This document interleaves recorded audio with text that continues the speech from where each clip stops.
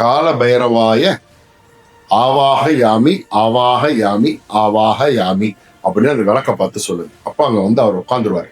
ஓகேங்களா? நல்ல வாசனையான பூ. எப்பேற்பட்ட கடன் பிரச்சனை தீர்றதுக்கும் சரி, எவ்வளவு பெரிய காரிய தடைகள் இருந்தாலும் விலகிறதுக்கு இந்த வருடம் உங்களுக்கு ரொம்ப சிறப்பான ஒரு நாள் இருக்கு. வரக்கூடிய 12ஆம் தேதி நவம்பர் மாதம் 2025 வரக்கூடிய கால பைரவாஷ்டமி.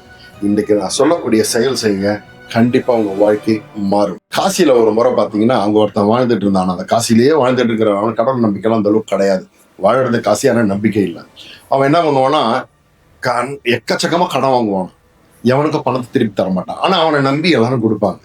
நிறைய ஏமாத்துவான், பொய் பேசுவான், என்னென்ன பாவங்கள் இருக்கோ அத்தனையும் செய்யக்கூடிய பாவி அவன்.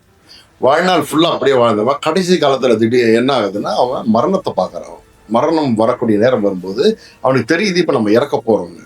அந்த நேரத்துல யமதூதர்கள் வராங்க. மரண நேரத்துல டொப்புனு காசி கோவிலுடைய அந்த என்ட்ரன்ஸ்க்கு உள்ள போய் விழுந்துடுறான்.